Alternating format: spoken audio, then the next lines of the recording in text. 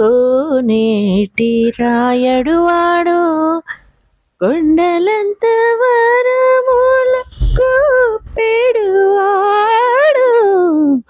కొండలలో నెలకొన్న కోనేటి రాయడు వాడు.